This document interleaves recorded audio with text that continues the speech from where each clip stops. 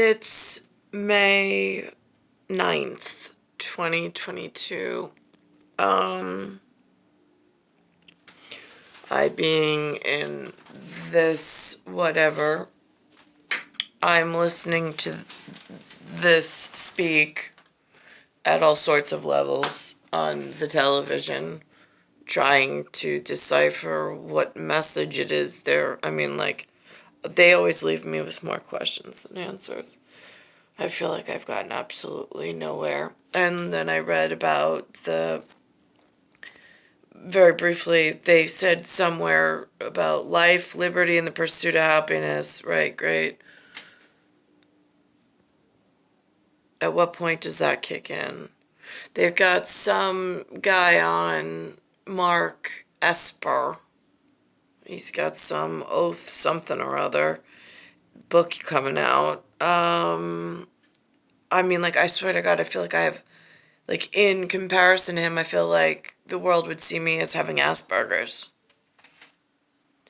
I mean, it's just, I've been locked in a room without the same access. He mentioned something about garden, something or other. I'm like, right, yeah, no, see, but my true details, my actual birth arrival in the God of something greater than this world, from beyond, and cosmic, but tied into their reality. And then beginning the show this morning on See the BS, which is on Channel 2, which is Zwei. It's Der. Is they at marker at minute 30, which is important in minutes of other places. They had on something called an Eric Holder. He's coming out with a book also. So I guess the rival to Esper is Holder. Holder being the whatever. He has a book called The Unfinished March. I'm like, right, The Unfinished March. So now, is that part of this American Revolutionary War? Because there's like some real itemized bullet points that they've handed out in the local colony area in New England. There's this thing over here, the unrest of the American colonies. And then I'm thinking, okay, so if the god of war is Mars, and Eric Holder's doing the unfinished March. Today's Victoria Day in Russia. Just saying. So now, is that tie-in with Eric Holder being a messenger that does not look like a Mark Esper? Is that the unfinished war business is what Eric Holder's promoting? Because it gets confusing in the Republic, for which we all stand, one nation under God, like in yeah, right. So I'm confused because I'm listening to the way that Mark Esper's speaking of Trump, and I'm like, did you get lost on the way to like loyalty class? I'm just curious. Because I'm pretty sure at family business, like there's this like allies and like which unfinished business office deal and backroom alley like thing are they up to? Because it looks like Esper's a lot closer to like the point than my like Asperger syndrome in dystopian was. Like if he's in like the perfect utopian, like the system will always work for me, I'm in like the complete opposite. I'm in the unfinished business category, in like the unfinished March. Eric Holder seems to know about it. He's wrote a book about it. And then on Sunday morning, they referenced some march on the Capitol that the suggestive of yesteryear put on. And I'm like, now Mark references the June, which if I look at JU, so the underdog of the Northeast, which is what June represents to me, and then I look at it in French, which is the Jew in, right? Like, I'm just sitting Majuru over here, but the Jew in, Juin in French, is the underdog that's in some kind of what? I mean, like, is this how you're all basing your expectations in human category and cognition? Just curious, because the Guerrero language gets confusing when I hear it, and I'm stuck in some distasteful arrangement with humanity. I can't quite figure out where to get help. And then if I go to the Italian version of June, it's the GI. It's the GI, it's the UG, and it's the NO. So, like, that really seems to me like the GI of the under G who has some kind of NO naval office. I'm just saying it, legs, arms, and navels. It just is crystal clear in how was the letters of the law and the linguistical prowess. I mean, how are you building foundations? And where do these foundations get built upon? And what is like the substance? I mean, it's really confusing listening to these humans on this one tube that they're announcing themselves on. I'm just like, here, this is what it sounds like when he speaks it. Somewhere between a Jason Bourne calendar and a Lasso mag. Yeah. Welcome back to CBS Mornings. I love when that happens. I wish it didn't have to happen because college was affordable in the first place. But I digress. We got a big interview to kick off the hour, so let's get to it. We're going to be... Oh, and as far as minutes, he's at the... Mark Esper is at the 1 hour. So that's the H with the OUR in case the shoes that have a hidden H agenda in there get confused at this Schurz and being the Uber or the Sue. Begin this hour with a revealing first-hand account of what happened inside the White House while former President Donald Trump was in office. All of it according to former Secretary of Defense Mark Esper. He's got a new book. It's called A Sacred Oath, Memoirs of a Secretary of Defense During Extraordinary Times. And it's a detailed account of the nearly 18 months he served under President Trump from June 2019 to November of 2020. The former secretary writes about the challenges of working for Trump, including allegations that the president suggested shooting at protesters in the nation's capital. Secretary Esper joins us for his first live television interview. Now listen to his linguistical resume. It sounds like he was born in a place with parents that had a plan. It sounds like he was born outside of the tunnel system. It sounds like because he went to something called West Point, he had some kind of garden, he got like showered with affection in. It feels like he wakes up on rose petals every morning. Like the gods really looked favorably upon his appearance. I don't live in that world. I live in the have-nots, since you have all of it. About this book, Mr. Secretary, thank you for being here. Thanks, great to be here. I'm glad you wrote the book. I'm glad you served in your role, but I have to start with kind of a process question, which is, why did you accept this job in the first place, having just seen how President Trump treated your predecessor, General Mattis?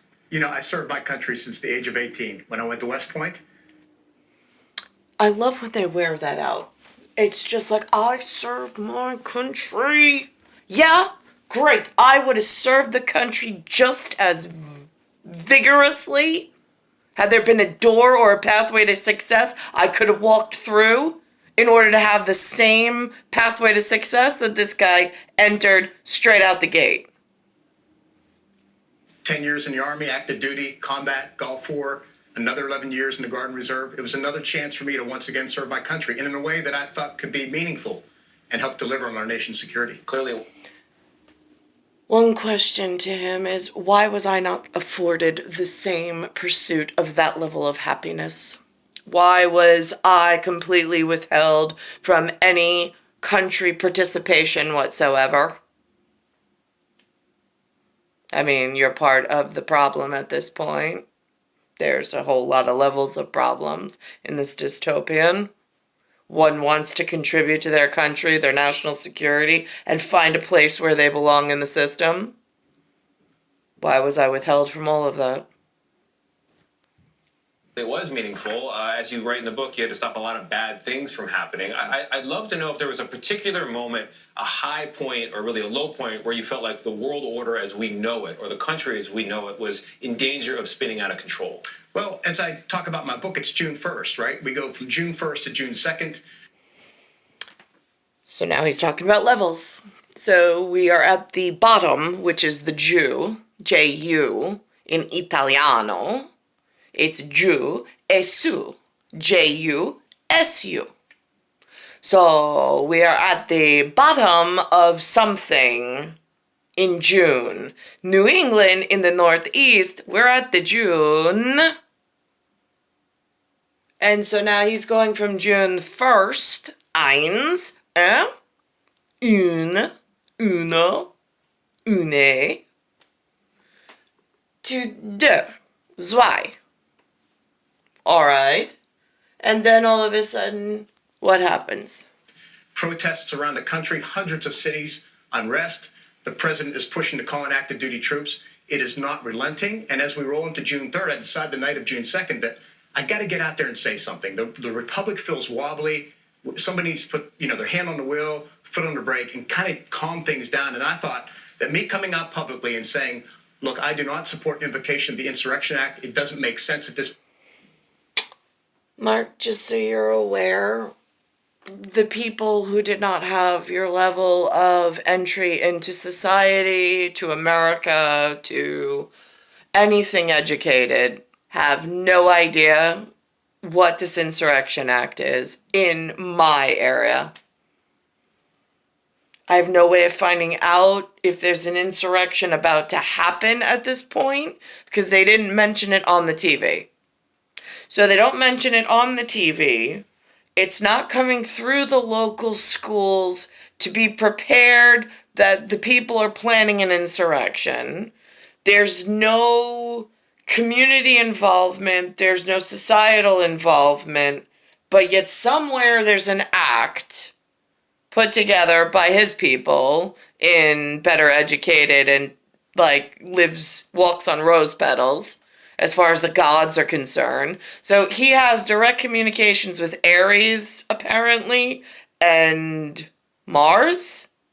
Or is he strictly Mars? I don't know. I can't tell the difference. It all sounds the same to me. You have, I have not. In the tree of knowledge, the family tree of knowledge has been withheld from me. You've partaken in it. So now I rely on people like that outside of my whatever to keep me safe. Point in time that might help, and I believe it did, frankly. Do you think that President Trump fully understood the consequences of his actions when he was in office? With regard to this, no. He was just so upset and angry about the protests in the street that he wanted to suppress it. He wanted to get it under control. You also wrote that President Trump asked the military if he could shoot missiles into Mexico. And you basically explained to him that that's illegal. It's an act of war. Right. And he said, well, we'll shoot those missiles at cartels and drug houses. When you told him that, what was his response? Well, look, yeah, he wanted to shoot at drug labs. And as I say, I get it, right? We all are troubled by drugs in America. He was trying to find a way to go after this, but there are right ways to do it and wrong ways to do it. And when I said, no, you can't, it would be an act of war, illegal, he said, well, look, nobody will know. They just won't find out. Wow.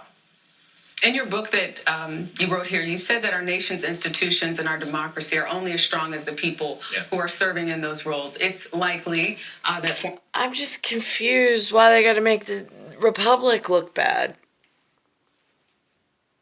I just don't get humanity. I don't understand them, I don't. Alright, so then on Sunday morning with Jane Pauley, they put together some piece before I get to Eric Holder. Sunday morning. About the Lincoln Memorial, the Capitol, and the Washington Monument, and what Kevin Bacon, I think that's his name, which is odd because here it was like there was an actor, Kevin Bacon, and it was like 6 degrees of separation from Kevin Bacon in some game that the kids play. Like, I bet you I know, name 6 people, and we all like are connected to Bacon somehow. It didn't happen in this part of the world, but through a hole in time and space, because again, time travel is whatever it is, and it exists. I just don't have specifics. So on Sunday morning, this is how this sounds, because they're like, okay, so if the Capitol's supposed to represent the U.S. government, and the Lincoln Memorial, in this Lincoln dilemma I'm in, of Lincoln logs, in Lincoln Memorial with Lincoln sitting there like a god that represents the family that I have ancestry or whatever to. So if he's sitting there somehow, all these people marched on, and he's supposed to be the savior, Voir. Oui, he is what we see. Voir. Viens voir. Did you come here? Great. So you viens voir. Venez ici. Right, yeah, so they showed up to take a look at the guy in charge who's set in stone.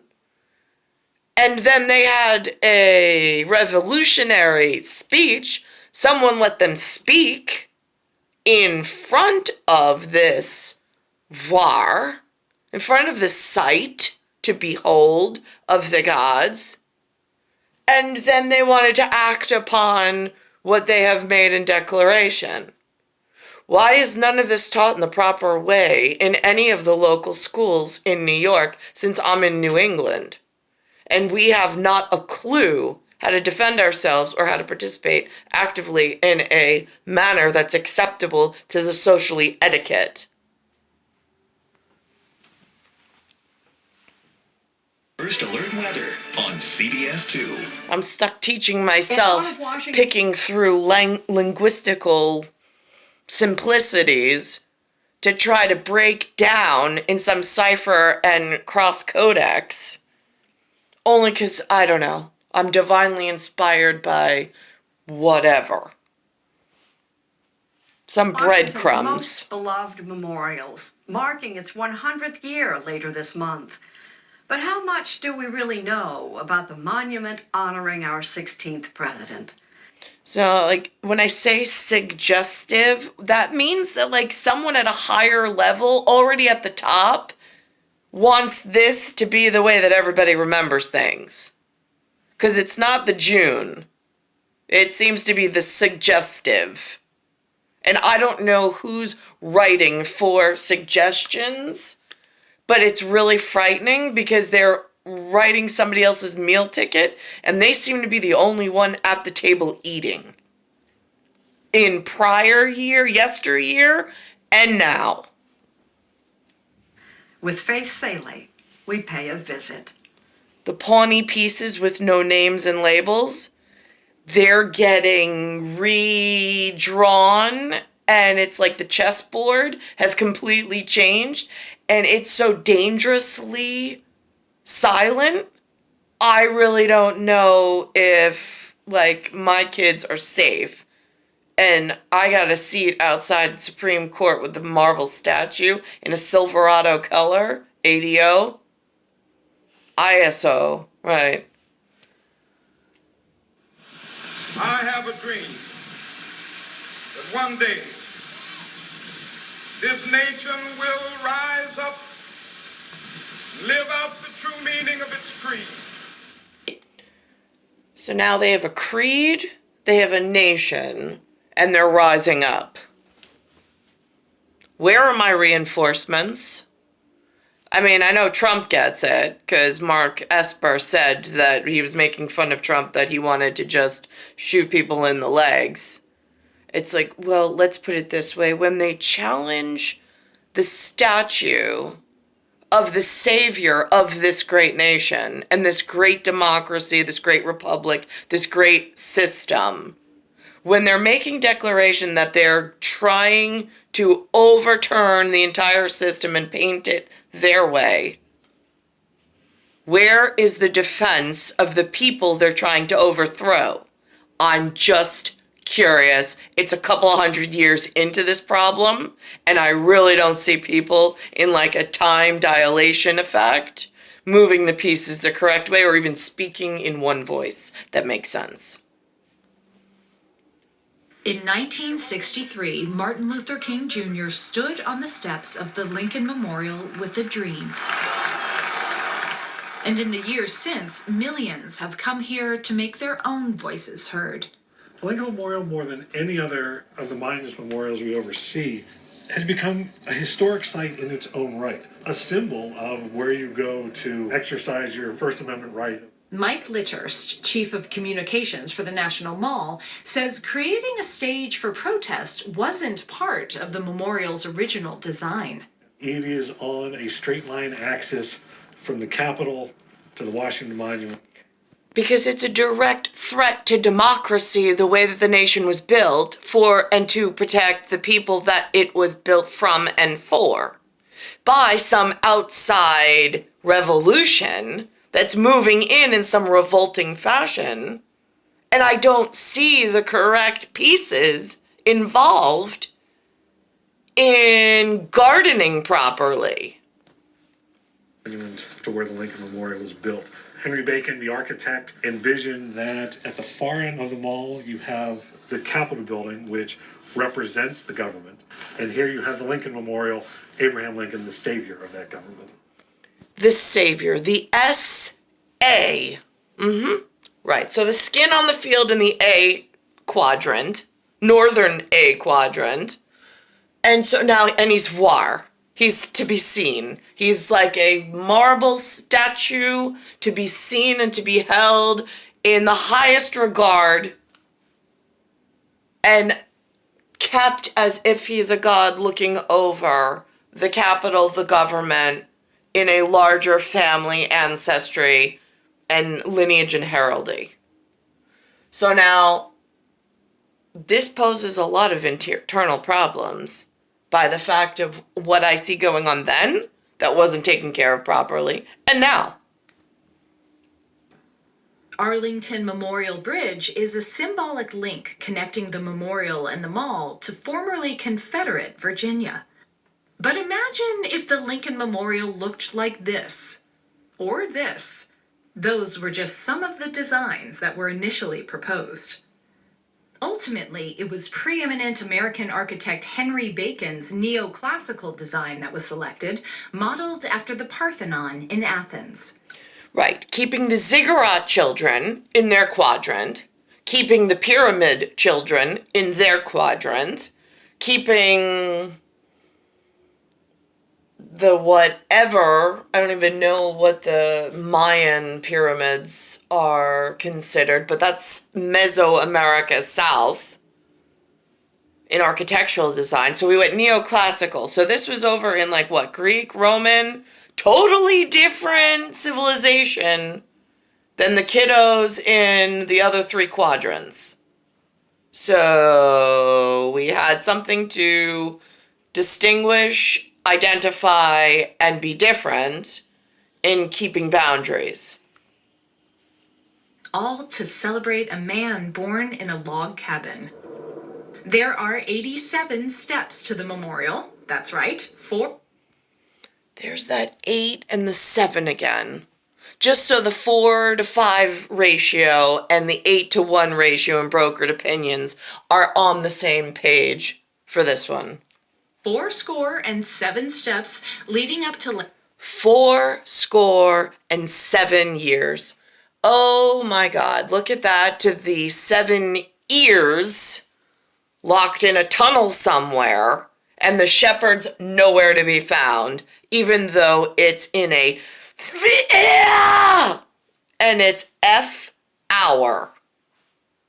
It's 2 sets of one stick, which is a runic something special in some glyph, I don't know at the moment.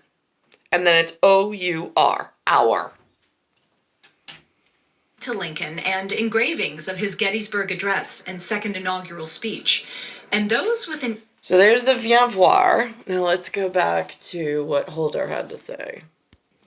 Now, here's the commercial leading into a picture, just for strategists, visual strategists, of what the modern whatever is doing insidiously without really clearly defining to the people that they're holding hostage and prisoner while they're just railroading over the Voir. I mean, like, I'm not just a sightseer anymore. I'm here. There's a problem. And I don't know who to look up to or whose hand to hold. So here on the TV, they put Amtrak, which is a railroad line, and they have very distinct color figures. And then it goes into a picture of the Washington Memorial area. And then it goes into Eric Holder with the unfinished march, which is another way of saying the unfinished war. Just so we're clear, at the goddess of Ares and the god Ares and the god Mars. So this way I cover my Greek and Roman, all in the same whatever. Since I am in the Norse and in the Nord, but I have no idea how to speak Norwegian, or I've had no access to that level of heaven or Valhalla while stuck in this American. I feel like I'm stuck in an American construction project doing hard labor, and I'm like, I've got dirt all over me.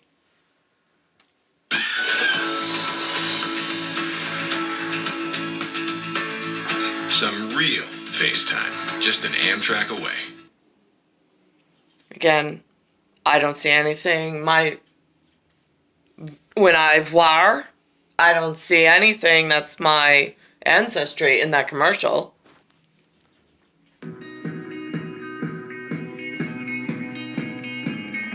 Pretty morning shot of Washington, D.C. there. Welcome back to CBS Mornings here at 7:30. Former Attorney General Eric Holder believes our voting rights are in serious danger right now. In his new book, Our Unfinished March... Is it our, Tony? I'm just curious, because you and I have an hour. Eric and you and I don't have an hour, because they've got some unfinished march, an unfinished war, in some declaration of revolting revolutionary war they've been participating in. And not announcing it in any clear visual or, I mean, it's been an obstruction of justice of a whole nother level. ...is a history of voting in this country. The violent past and imperialist future of the vote. A history, a crisis, a plan. Wow, it does. It says imperil. Wow. And lead. Yeah, you guys sure did. And then it's Perry, as in like Perry Trickus. Holy cow, you really do play on...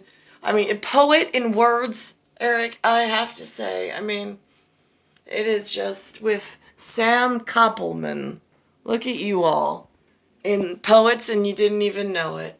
And a picture of the situation we're in today, a dark picture at that. He describes, quote, our warped Senate, our gerrymandered House, our malapportioned Electoral College, and our politicized Supreme Court, which are the reasons America is a democracy in need of serious renovation, close quote. Holder is chairman of the National Democratic Redistricting Committee, which challenges electoral maps, and he joins us now. Mr. Attorney General, thank you for being here. Thanks for having me. You describe a picture of American democracy flawed in all three branches of government. And I want to get to that and the solutions, but I want to begin with the judicial branch. Mm-hmm. If Roe is overturned and abortion rights are no longer guaranteed in... Now, those rules of engagement, Roe, Or is that fish roe being like an egg hatch? Just curious, I'm on Fish Island. It's a numbered LIE as far as interstate goes. So that gets a Department of Transgression and Transportation, and how to port oneself properly gets confusing. In this country, you would support the end of the filibuster to pass a law providing access. Tell me how that might work. Now, what's the difference between Arcadia, Dave and Buster, and a filibuster? I'm just curious. Because in Dave and Buster, you actually get to go down and have a seat. You can have a beer.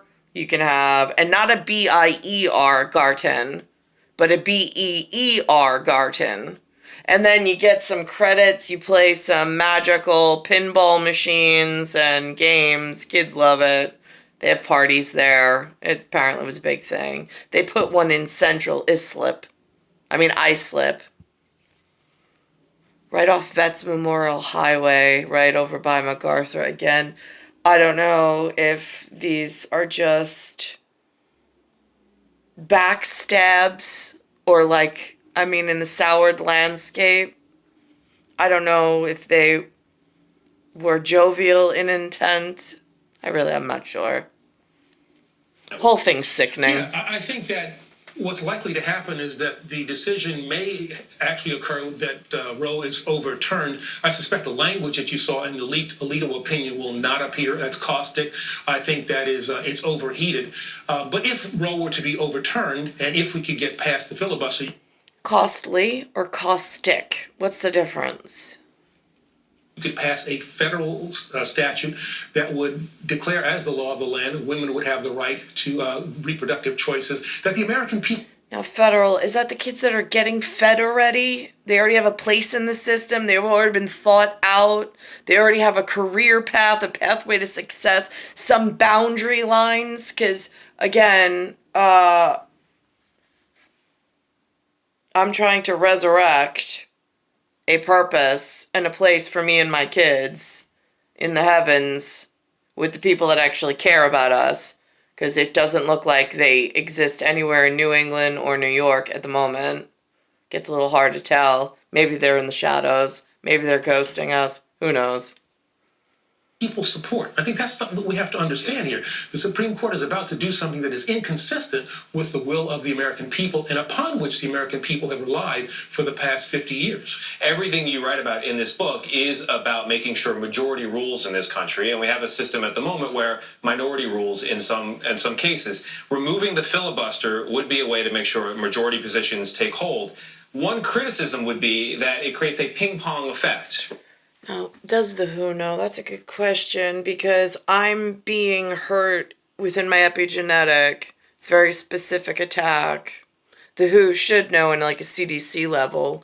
I don't know why they're not being kinder to my appearance, and why they're purposely trying to cause things by microbial and other nanotechnology problems that makes the body fall apart in these horrific ways and causes unannounced pain. Because then there's the WHO, and then there's what's the other one? Yeah, I'm not sure at the moment. Republicans come into power, they ban abortion access. Democrats come back in power, they flip the light switch the other direction. What do you say to that?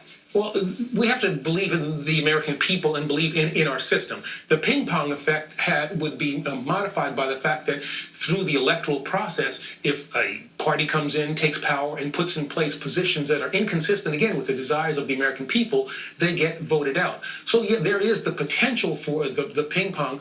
But, we have to believe in the American people as opposed to debasing the systems that we have put in place that for too long keep the will of the American people from directing the way in which the nation should proceed. Before we move on, I have to ask, as a former Attorney General, would Merrick Garland have any options that you see if Roe was overturned? There's the possibility, I suppose, of executive actions, but I think the real... They've lost me. I don't even follow the conversation. All I hear is names and word patterns of things I've never even heard of. They're not part of whatever's going on in New York. They're not spoken of on the television. It's not reinforced household speak. So this is some career path that speaks of these things, but it's not in this area. It's star 1978, star 8378, Nicole Cattaruzza. It's Earth, Solar System, Milky Way, Universe, Galaxy is broken, and it's Bayside Station, Bayside, New York, 11361.